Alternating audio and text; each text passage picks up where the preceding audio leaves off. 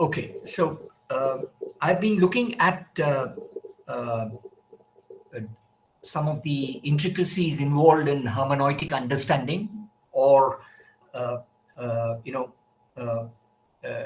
the issues involved in an interpretive social science as conceived by Charles Taylor, and I've kind of highlighted a key aspect of Taylor's understanding of the interpretive basis of social sciences, especially his emphasis on contextualized self-interpretations. Okay, and what are the prerequisites and conditions that oversee this elaboration of contextualized self-interpretations, and the study of contextualized self-interpretations we have already indicated. And I think if we moved further into Taylor's engagement with contextualized self-interpretations, right? And I've already pointed out that I mean, in formulating the reminders that Taylor has about interpretive social science and about contextualized self-interpretations in particular, I've already pointed out to you that what Taylor is seeking to do is to move beyond certain misapprehensions about interpretive social sciences, right? And one misapprehension that he wants to move beyond is this idea that that interpretation demands empathy.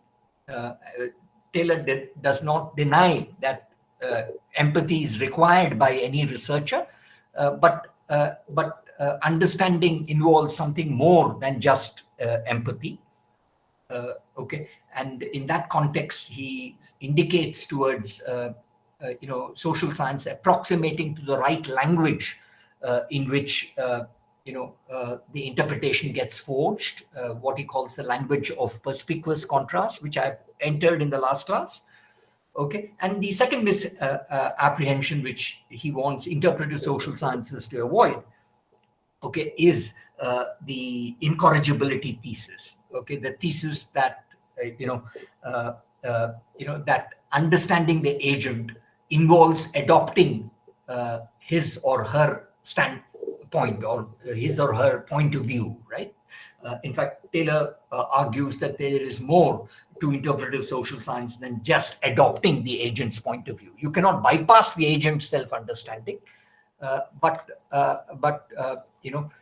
there is, in fact, the agent's self-understanding itself requires to be contextualized, and so on. Okay, this is something that we have seen in the last many classes, and it is in that context I initiated this specific language of perspicuous contrast that Taylor is talking about. That that Taylor is saying that you have to both master the agent's point of view and go beyond the agent's point of view. Okay, and in both mastering and going beyond the agent's point of view,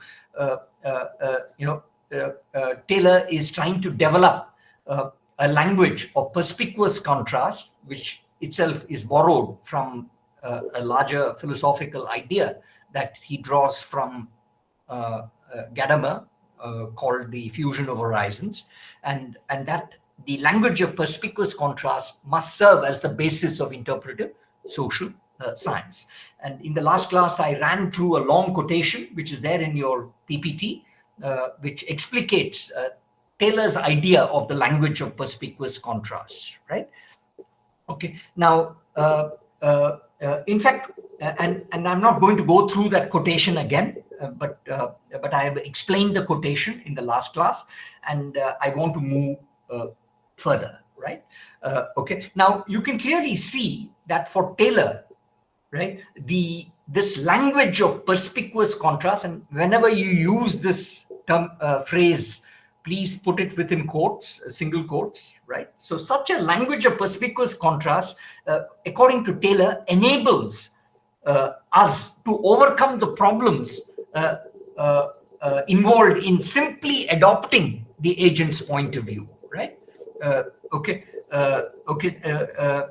In fact, according to Taylor, an interpretive social science limited to just recovering the agent's point of view or agent self-descriptions,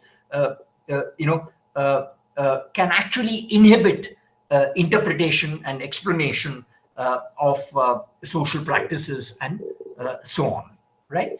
Now, and I think there is something more interesting in what Taylor is highlighting here, right? And I think I indicate that what Taylor is speaking is indicating towards, through a language of perspicuous contrast, is how does an interpretive social science overcome ethnocentricity, right? And by ethnocentricity, as Taylor clarifies, and I think it's commonly understood, the tendency, ethnocentricity, is the tendency of understanding one culture according to the categories and standards of another culture. So when I'm looking at another culture, I use the standards of my culture to assess another culture. That's an ethnocentric viewpoint, right?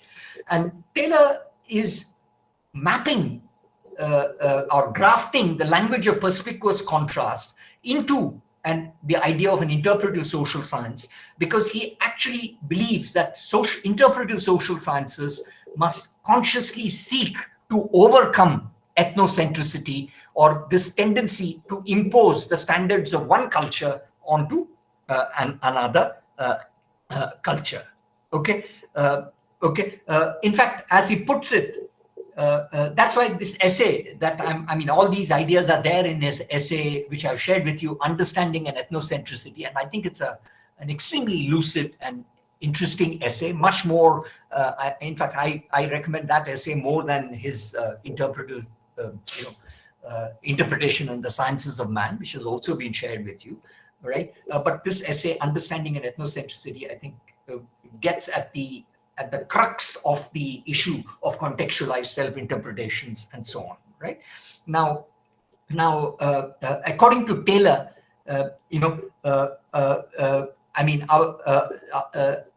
our account, our social science descriptions, does not need to be, right? Our account does not have to be, or it's not imperative that our account has to be in the language of the understanding of the agent's society, but rather our account has to be in a language of contrast, right? In fact, the agent's language, the agent's self-descriptions is not incorrigible, right? You cannot take it as incorrigible, right? And at the same time, Taylor believes that we should guard against taking an ethnocentric course, right, etc. So, of course, one is riding a thin edge here, because he's saying you need to go beyond the agent's point of view, but then in going beyond the agent's point of view, one may be bringing one's own standards to assess matters, etc. And Taylor is against that as well, etc. So there is a subtlety in the accounting that Taylor is offering as a model for social science description and social science explanations, right? And I think it's important to point this out, because Taylor,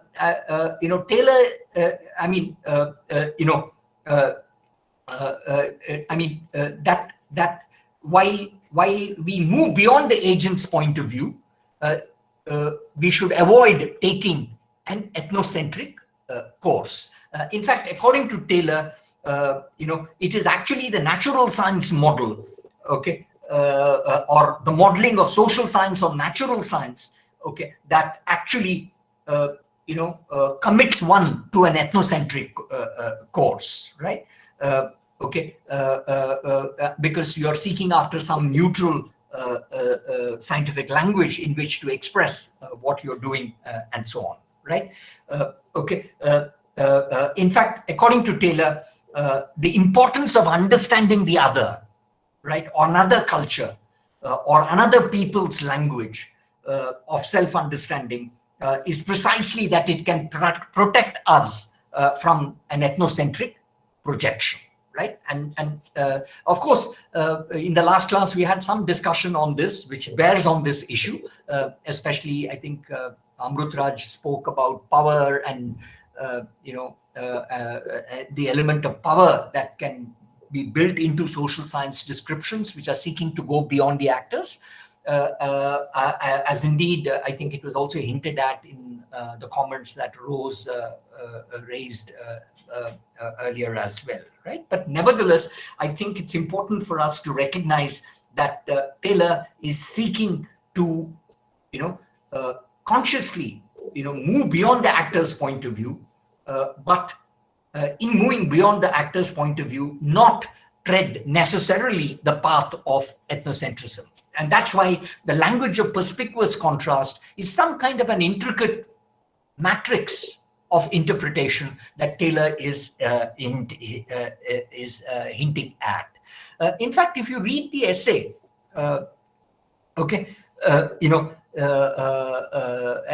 understanding an ethnocentricity, most of these comments that Taylor is making involves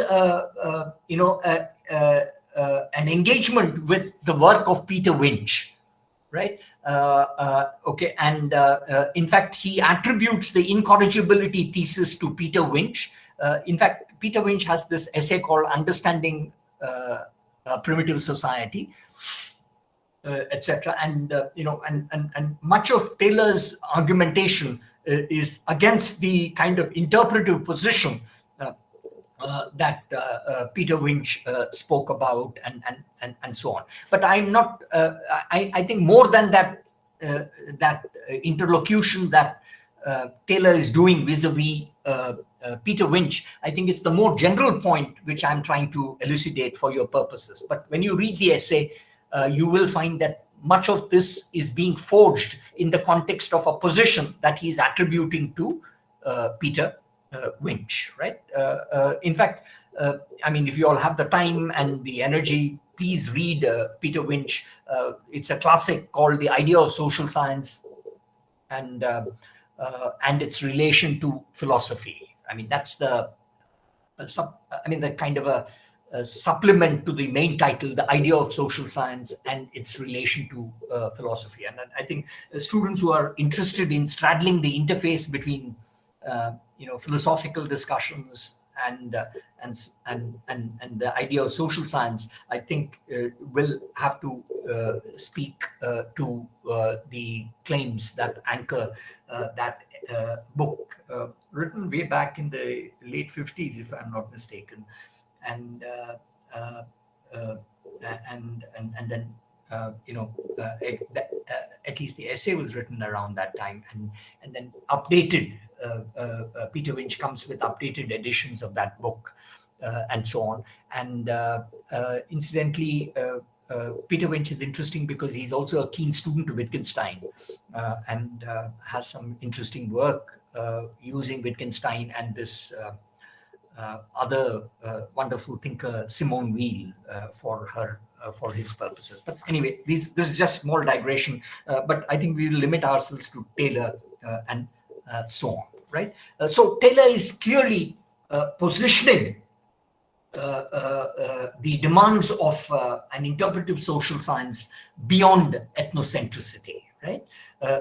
And I think it's important in the light of what we have just said in the context of his language of perspicuous contrast as the language in which social science has to deliver its descriptions and its explanations. I think it's important to kind of contextualize the problem that Taylor is, kind of highlighting for us, right? I mean, Taylor is clearly saying that no neutral language is possible for social science, right? So the interpretive thesis does not allow for any neutral languages, at all. It always has to begin with the agent's point of view. The interpretive thesis or an interpretive social science has to begin with the agent's point of view. But but even as it does not allow for any neutral language and starts with the agent's point of view, the interpretive thesis also requires us to go beyond their self-understanding. Okay, and this going beyond,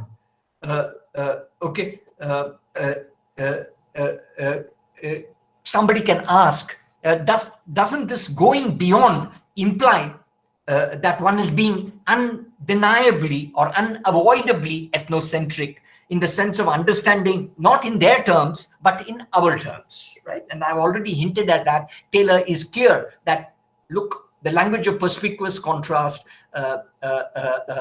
is an answer to the ethnocentric commitments that a lot of social sciences might lend itself to, right? But I think it's important for us to kind of re-emphasize this question and look at what Taylor is doing in the light of our pressing this question that this going beyond the self-understanding of actors can it imply that one is being unavoidably ethnocentric in the sense of understanding not in their terms but in our terms, right? In fact, Taylor addresses that issue, right? And and it's not as though this problem doesn't confront Taylor. Taylor addresses this issue and argues that the answer to that question has to be negative, right? In fact, that in going beyond the agent's point of view or the agent's self-understanding, one is not necessarily committed to ethnocentricity, right? And in fact, he makes this very important point, which also is part of his clarification of the language of perspicuous contrast that he is committed to, right? And I'm quoting Taylor, which is again there in the PPT that has been shared with you. The error, right, in saying that Taylor or the interpretive thesis is, in the way he is recounting it, is also ethnocentric. I think the error in that view is to hold that the language of cross-cultural theory has to be either theirs or ours, right? So in fact, he's saying that a lot of the theoretical impulse to explain the other must be part of a cross-cultural imperative, right? And the cross-cultural imperative, need not be to either look at cultures either from their point of view or from our point of view.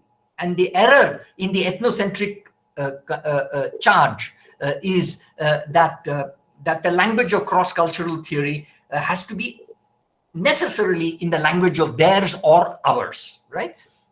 In fact, according to Taylor, and I'm quoting him again, if this were so, then any attempt at understanding across cultures would be faced with an impossible dilemma, right? Either accept incorrigibility or be arrogantly ethnocentric. I mean, these are Taylor's words, right? But as a matter of fact, and I'm continuing with Taylor's quote, while challenging their language of self-understanding, right, that while we challenge the actor's self-understanding, we may also be challenging ours, right, etc. So in taking into account the agent's self-understanding and trying to go beyond, I mean, this going beyond can also involve revisiting some of our own self-understandings and so on, right?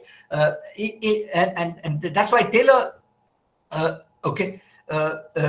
Taylor points out, indeed, what I want to argue is that there are times when we cannot question the one properly without also questioning the other, right? That perhaps in addressing the other, you're also in a sense reassessing yourself, right? And in reassessing yourself, you're also, in a manner of speaking, learning from the other, right? In moving beyond the other, you're also reordering the priorities of the self,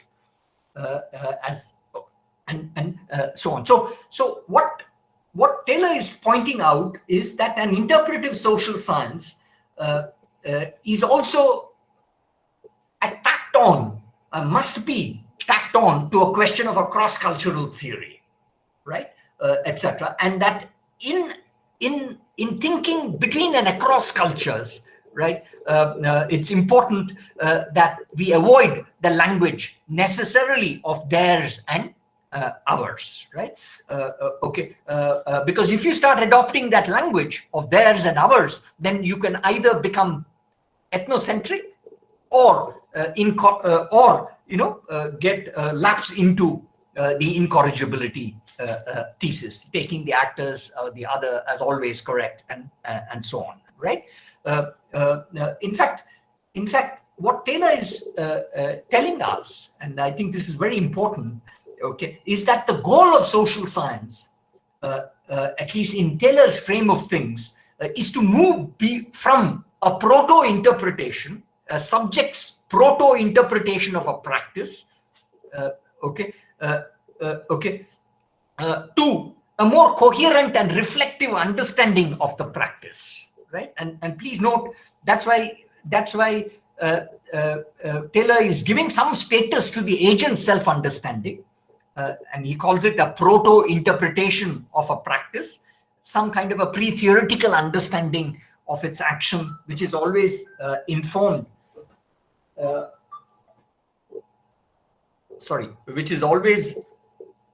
Informed, okay, by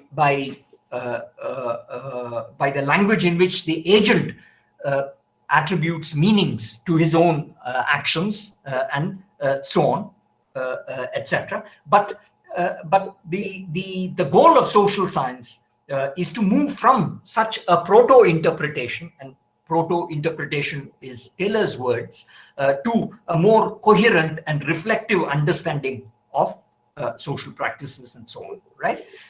So in other words, the mandate of an interpretive social science, right? And I think this is an important mandate, is to improve upon the readings of meanings embodied in the practices under investigation. And I think, of course, somebody can argue that this task of improving upon the readings of meanings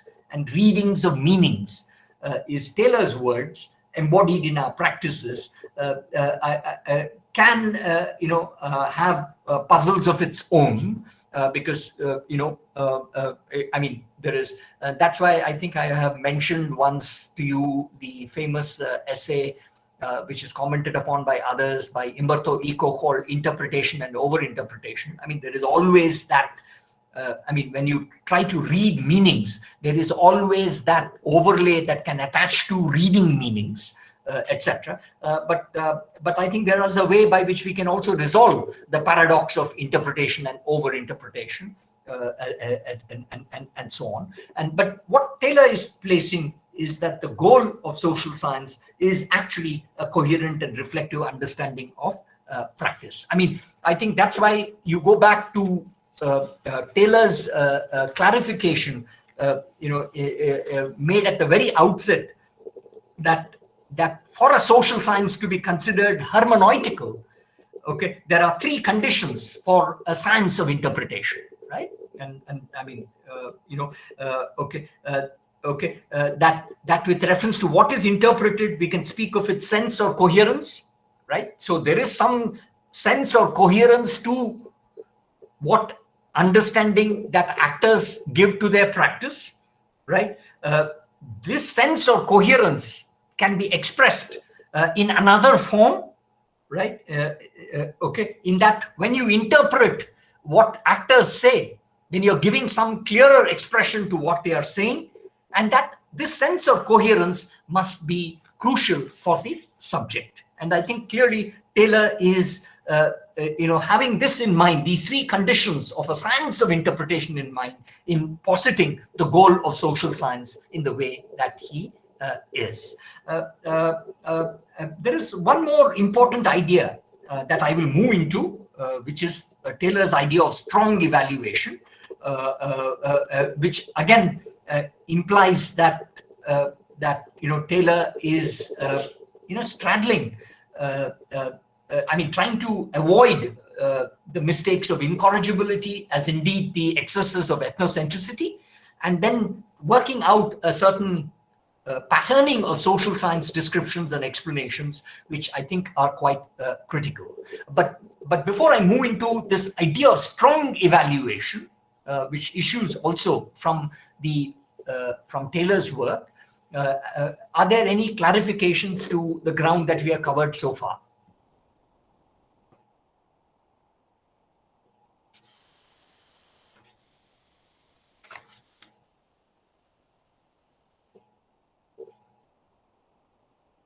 Any doubts, any clarifications, any comments, any observations? I mean, we can.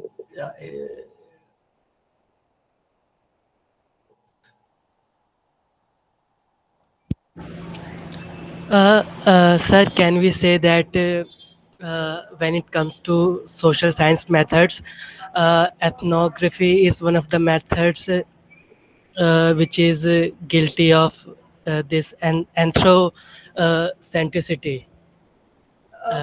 Yes. No. See, I think the issue of ethnocentricity can impinge on any ethnography. I agree, and you're right in saying that that a lot of the ethnographic method hovers around the agent's point of view, right? I mean, that's why in ethnography you always have something called as a key informant, right? I mean, you participate in the ways of life of the people, look at the world from their point of view. You are participating, and so on. So there is so one can argue that somewhere along the way, either the ethnographer puts his perspective into the perspectives that he's receiving from the field, or alternatively, he or she may only give validity and credence only to the perspectives that come from the field, right? Etc. So the incorrigibility thesis and ethnocentricity does impinge on a lot of ethnographic work. But there are, I mean, surely a good ethnography is one which will avoid both these extremes, right? Etc. So it's not necessary that ethnography is inevitably ethnocentric. Okay. In fact, one can avoid ethnocentricity by saying, no, the agent's point of view is primary, right? But then Taylor is telling us that in privileging the actor's point of view, then as part of your ethnography, then you are also still falling short because you're falling privy to the incorrigibility thesis, and we need to ward against that as well, and so on. So I think when you look at ethnographies, Nitish, you're absolutely right. When you look at ethnographies, you actually need to understand how the narration, the ethnographic narration, is straddling the world of the researcher and the world of the researched, and how this co-participation or co-constitution of the world of the researcher and the world of the researched is configuring the ethnographic narrative, right? Etc. In fact, I mean, if I can disclose this, I mean, the students' PhD viva, which we're having, it's an extremely immersive ethnography. It's an ethnography of children in their home settings. She got access to families, right? She got access to the children in the families, and immersed herself in the lives of families. Of course, the ethnographic narration proceeds through 6 families and their children, etc. So it is immersive. But the point is that while the ethnography, as it proceeded, was very immersive, the ways in which you account for it, you describe it, became a challenge. The more you immerse yourself in a text, the more the description becomes a challenge, right? And that's why I think, in fact, in her thesis itself, it took a lot of time for a certain narrative,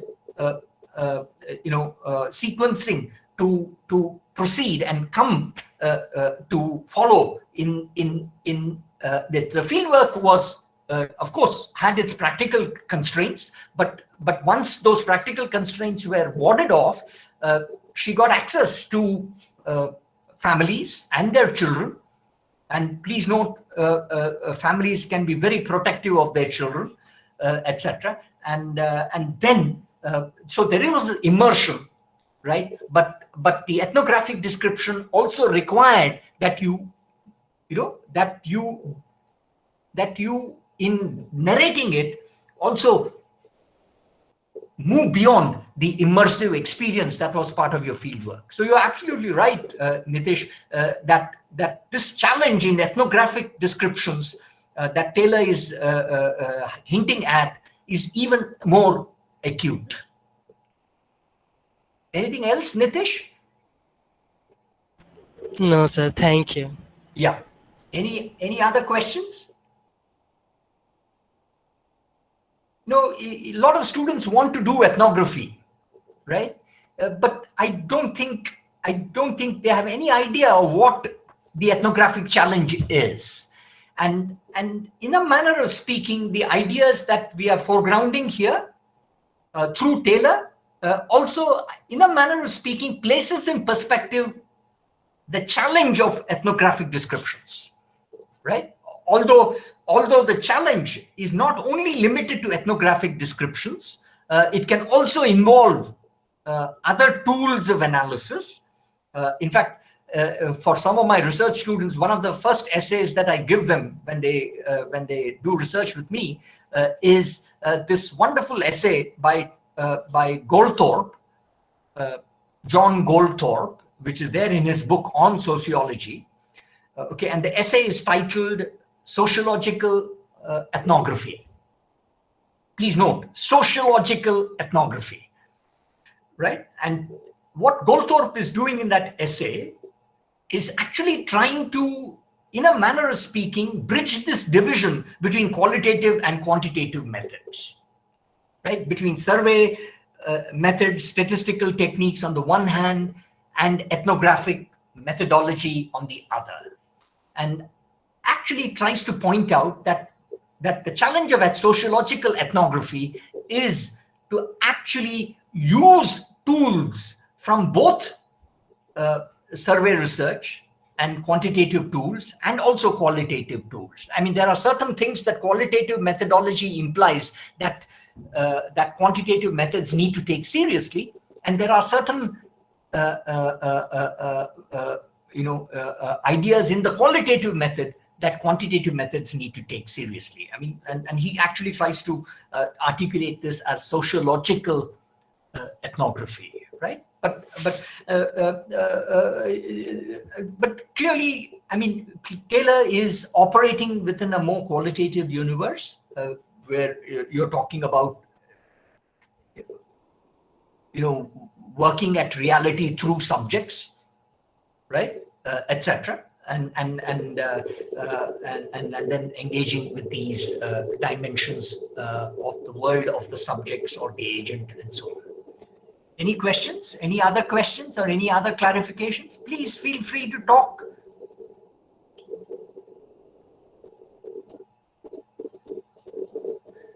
Is Amrutaraj there? Yes, sir. Yeah, I think the power, I will make some comments towards the end. It's there in the last PPT, I mean, the power dimension. But at this point in time, you can see that there is something, will you accept that there is something interesting in what Taylor is highlighting?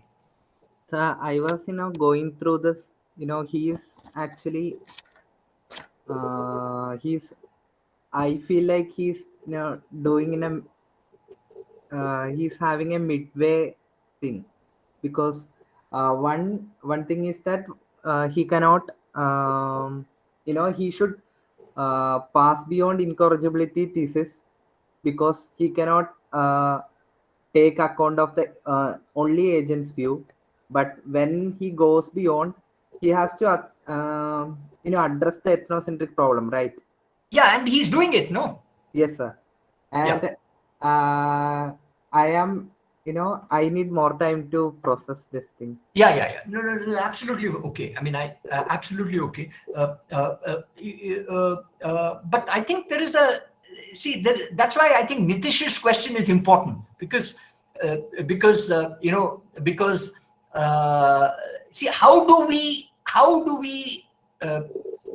engage in lucid descriptions, more lucid interpretive explanations of social reality, right?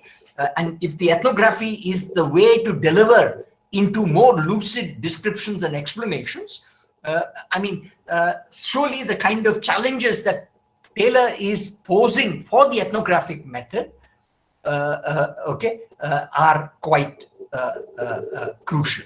But my own line of thinking is to urge that the ethnographic method can also incorporate certain kinds of quantitative tools also into the analysis. And there are very interesting ethnographers who actually document this both in qualitative ethnographic participant observation terms, but also involved in precise measurements, which are part of a certain quantitative methodology. And please note, these are all ethnographies, right? So there is I think what Taylor is hinting at through his reminders about the interpretive social sciences and about the interpretive method, I think poses some really important challenges, especially in the context of our predisposition to do ethnographic work, right? And I in my own experience of having handled students want to do ethnographic work, but just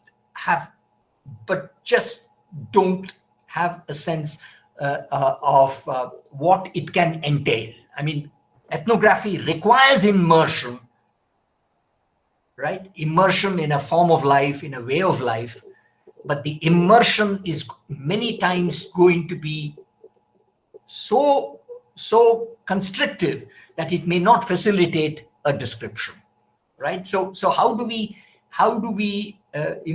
what is the level and the right measure of involvement and detachment?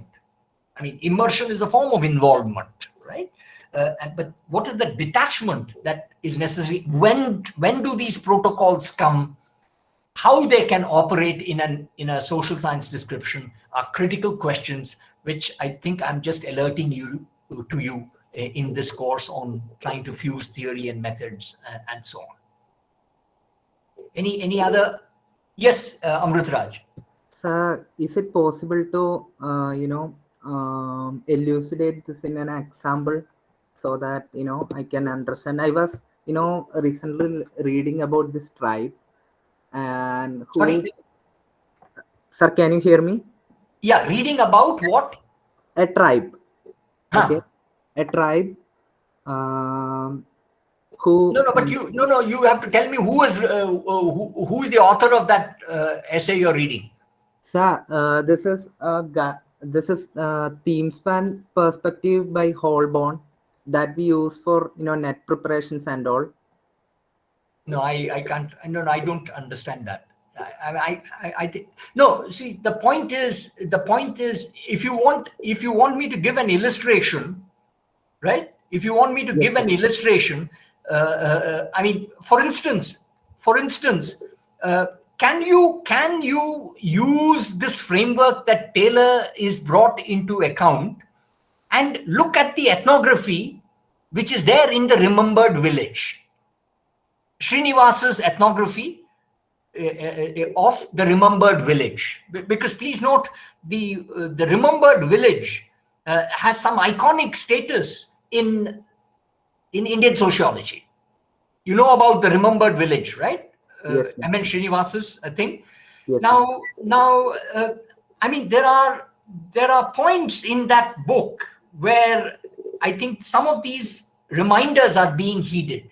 Of course, there is also an interesting circumstance in which the book itself got to be composed. I mean, that's why he speaks of the remembered village, etc. But let's keep the fortuitous circumstances in which the book was composed separately, right? I mean, I'm saying, can you use the framework that Taylor is highlighting for the interpretive method to assess an ethnography like the remembered village? Or, I mean, if you want to look at, I mean, in fact, the remembered village is not as challenging an ethnography, but it's still an important ethnography. Look at the ethnography that comes from, say, a more theoretically savvy scholar like, say, Veena Das, right? I mean, you know, in her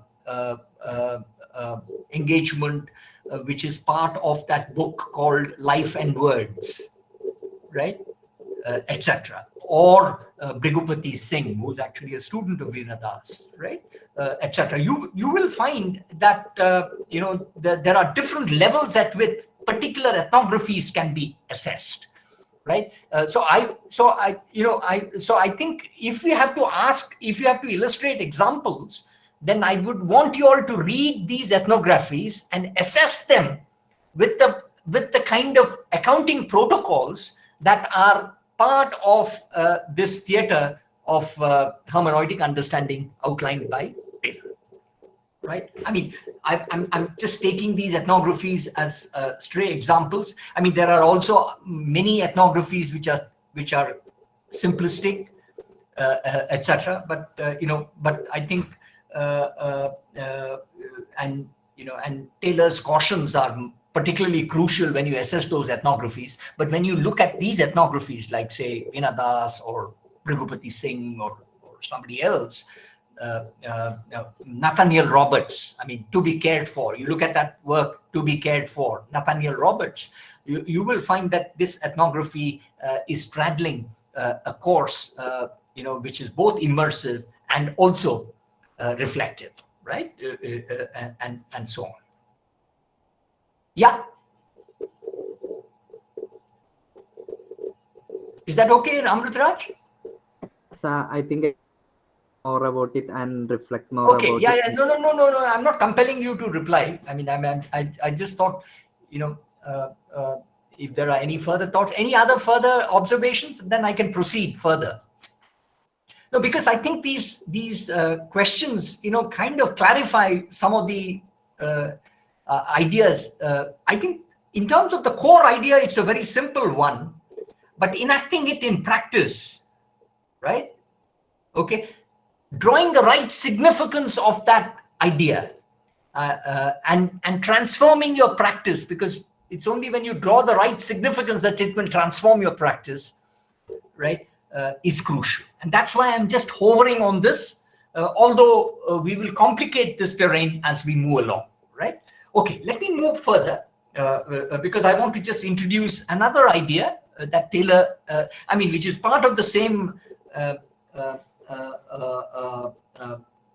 concourse of ideas that Taylor is complicating about interpretive social science, about the interpretive method, about the challenge of interpretation, about the science of interpretation, and so on. Okay. In fact, clearly what Taylor is doing, okay, is saying that the interpretive method, okay, can sharpen and must sharpen our understandings of an action, right? I mean, in fact, that's what he means when he say that the interpretive method must make our understandings more perspicuous, right? I mean, render it more perspicuous, more sharper, okay? Although what is important is that in the process of sharpening our understanding of an action, rendering it more perspicuous, as it were, at no point is Taylor saying that the interpretive method must rely upon a standpoint which is external to the hermeneutical situation itself, right? So look at the challenge of this description, right? That you have to be you have to be internal to an hermeneutical situation, right? But being internal to a hermeneutical situation also requires the challenge of giving a description of it which is sharper than what that internality is able to provide. Okay, that's why Taylor believes that such a method, right, okay, which is seeking to give a sharper account of an action or a sharper understanding of an action without implying something external to the action to understand it. Such a method allows us, according to Taylor, to evaluate our objects of investigation more sharply. And it is in this context that Taylor introduces, as a supplement to his idea of perspicuous contrast, the idea or the notion of strong evaluation, right? I mean, not just evaluation, strong evaluation, right? Okay.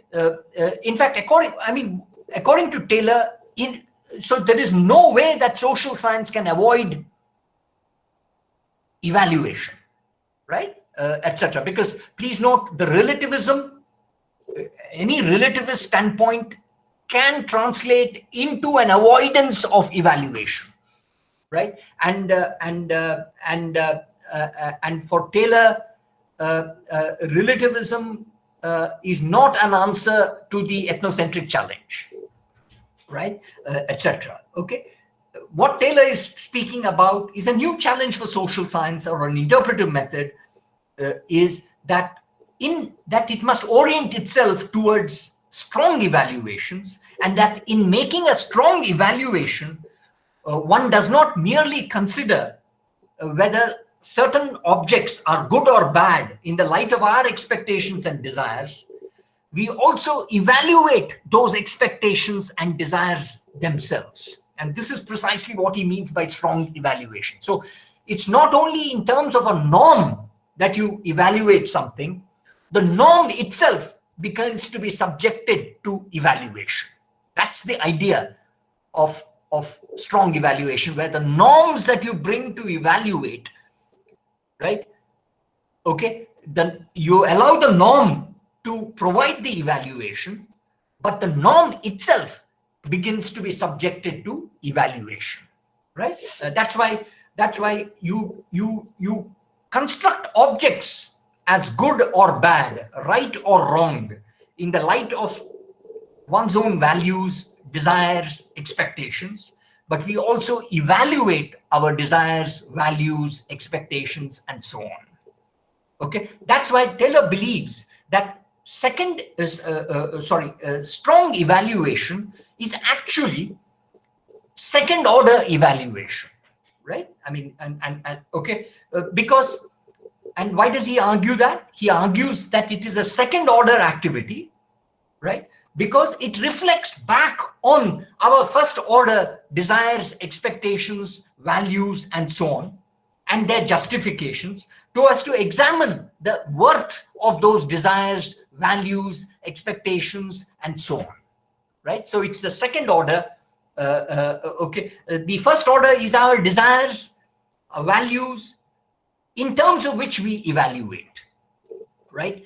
The second order evaluation, which is the point of strong evaluation, is to subject those norms, those values, desires, expectations itself to evaluation and question there.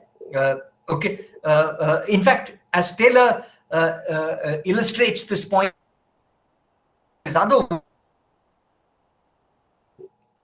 will lead us, a strong evaluation will enable us to revise our initial motivations and desires, etc. Right? For instance, okay, and it might actually promote a more capacious or a more morally illustrious way of seeing our relations with others, right? Okay, I mean, etc. Of course, somebody might say Taylor is being too idealistic here, etc. But please note, I mean, it is definitely a possibility that Taylor is envisaging, and there are examples in real life which kind of illustrate this point, where through strong evaluations you actually reach a sharper understanding of both yourself and those others which you may be initially disposed to dismiss, and so on, right?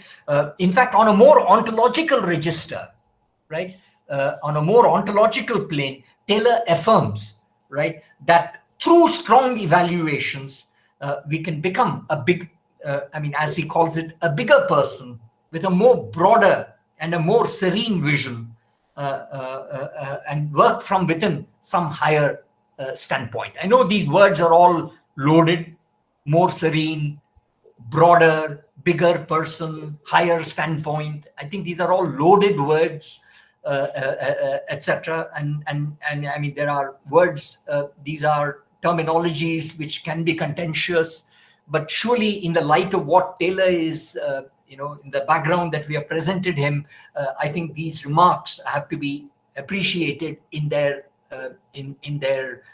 scheme of things. And I think there is a distinct aura of plausibility that attaches to these remarks. I think a lot of literature captures this much better. I don't think social science descriptions, can actually command this language of strong evaluation. A lot of, or at least researchers who are literally inspired, who in a manner of speaking live their scholarship as a form of literature, as it were, I think can really engage with this ground of thought a lot more. In fact, I remember last year, back in the early part of 2020, or was it late 2019, I gave a lecture in a group that the English department floats among. They have a critical forum there, and which was actually trying to see the interface between literature and sociology, and so on. And I think the remarks that Taylor is offering here, as part of the strong evaluation, especially, I think can illustrate a new way by which, the language of social science can command more lucid descriptions of reality and so on, right? But such work I hardly come across in the Indian context, but there is. But I think things are changing, and I think there are a lot of younger scholars and younger researchers who are actually straddling this dimension of strong evaluations in the context of their work, and in very, very many suggestive ways, right? So let me bring this set of lectures on Taylor and the idea of hermeneutic understanding the interpretive dimension of social sciences, as outlined by Taylor, to a final summation, right? So I want to pose certain questions, and I think some of these questions have been implied in the kind of discussions we have had, but nevertheless, I'm forging these questions as open-ended, and not trying to actually close them and give answers to those questions. So in the light of our discussion and in the light of our lectures, given that contextualized self-interpretations are an important reference point or an object for social sciences, right? There are certain critical questions that we should be considering, right? And I think in the light of the discussions we have had, we have engaged with some of those critical questions, but let me flag them once again, right, for our purposes, right? I'm only going to formulate them and not offer an answer to those questions, although in my own work and in the work that I would want students to oversee, you should give answers to these questions. And I would be very curious to know in what direction your answers to these questions about the limits and possibilities of contextualized self-interpretations translates into, right? Okay, now the first question, and I think this is a question which I think we should keep returning, that given that contextualized self-interpretations are closely bound up with the phenomena or with the practices that they seek to elucidate. Remember, Taylor says that no, you cannot be external to the behavior that you are seeking to evaluate or the practice that you're seeking to understand. Okay, so there is something internalist about contextualized self-interpretations, right? So contextualized self-interpretations are closely bound up with the phenomena or practices that they seek to interpret. The question that arises is, does this internal mode of engagement or this internalist mode of engagement place a restriction on critical engagement, right? Etc. Okay. Okay. Now, I mean, this is an open question, and I think what is provoking the question is also indicated to you in the handout parenthetically. Okay, you know what this question is implying, right? Is that if the concepts that inform our interpretive practices are being derived from the very ground that you're seeking to interpret, okay, then the critical tools that are necessary for the social scientist for appraisal may not be available to him or her, right? That's why the internalist mode of appraisal, in which contextualized self-interpretations demand, can and does place a restriction, you know, on critical methodologies, right? I mean, which you know, although Taylor clearly says that look, we need to go beyond the agent, right? So in that sense, he's trying to speak about a critical language for social science, right? But then there are always these problems that can attach to those critical languages, which partly are the questions which Taylor is also has highlighted, and so on. So I think this is an open question, etc. And I think somewhere along the way, I think there is the hermeneutics of suspicion that I spoke about very early in the course, which is also in a sense informing this question, right? That the hermeneutics of suspicion requires us to get beyond the reality. Okay, so I mean, that's what the suspicion is about, that reality is not what is made available to us through our actors, through their self-interpretations. There is more, and so on, etc. I think Taylor is sensitive to that critical thrust. In fact, Taylor is a keen interpreter of Hegel. In fact, he has a book on Hegel, a short book on Hegel, and also a big book on Hegel, etc. And a lot of his concern with questions of recognition, the modes of recognition, etc., actually come as part of his you know, traversing of the philosophical corpus through Hegel and so on. But I think it's still a question that you know, can be answered through Taylor and can be also answered beyond Taylor. So I'm keeping that question alive, right? Second question, which I think follows from the first, is the political dimension of the process of redescription entailed by contextualized self-interpretations being ignored in interpretive accounts, right? I think this is again an important question. I mean, and I think what Amrutraj was hinting at in the last class is part of this critical you know, set of remarks. But I think I think there are ways in which you can answer this question through Taylor, and there are answers you can seek beyond Taylor, right? But the question is being posed again, that is the power dimension or the political dimension of the process of redescription entailed by contextualized self-interpretation being ignored in interpretive accounts, right? Okay, and in fact, again, I offer some threads of thought through Taylor in my parenthetical remarks, which is there in the handout that has been shared with you. I mean, Taylor's concepts of contextualized self-interpretations, language of perspicuous contrast, strong evaluation, etc., are definitely not neutral, right? I mean, they are definitely not neutral in the sense in which natural sciences speak about neutrality, right? Okay, but there is still a question that we can ask. What does one have to say about the political aspect of the constitution of beliefs, meanings, and traditions, right?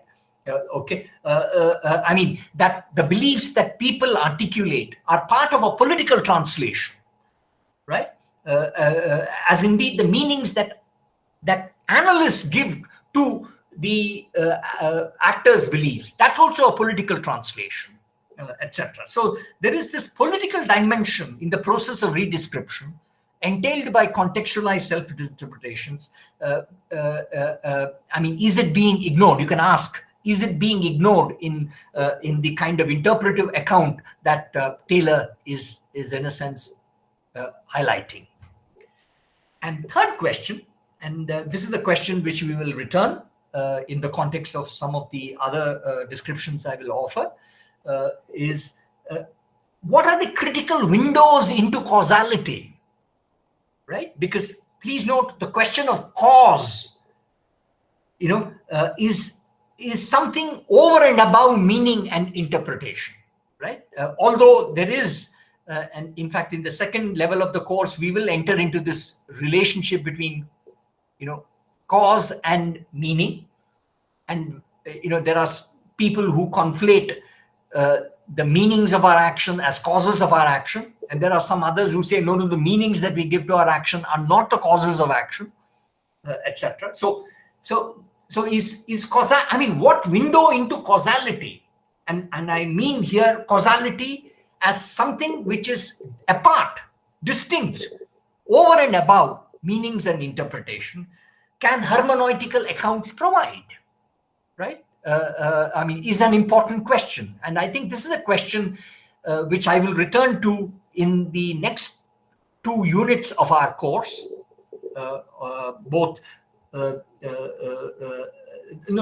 the next unit of our course, namely reasons and causes and mechanisms, etc. And I think it's important to pose this question that I mean, is the causal question being addressed in interpretive accounts, right? Or is cause a problem that can be set apart from questions of meaning and interpretation and so on, right? In fact, the question that I pose in the handout that has been given to you, are hermeneutical descriptions or interpretive understandings so overly descriptive and particularistic that they compromise the language of causality, which also needs addressing from within social science, right? Again, this is a question which I want to keep open, and the course will lead on to certain lines of answering this question, but I think it's a larger question which will have to be addressed and so on. So with this final question, I'm actually giving indications of what we are going to traverse in PPT 5, right? And I will be taking up PPT 5 in the next class, which is on Thursday. But for the moment, I close. And if there are any observations or comments, I will keep the recording going. Otherwise, I will switch this recording off. Are there any comments or questions?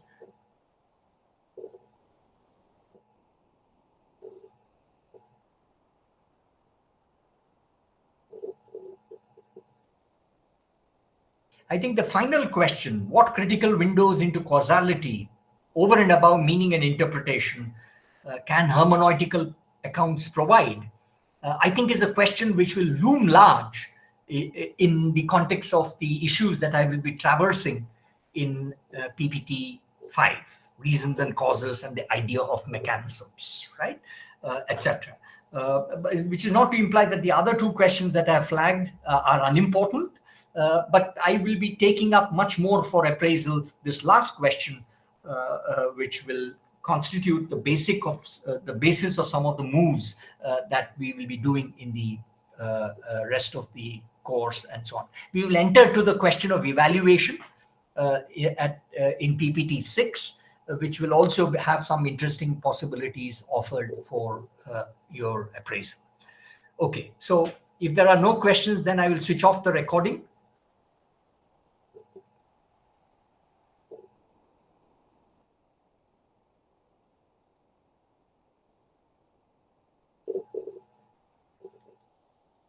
Okay, I'm stopping the recording.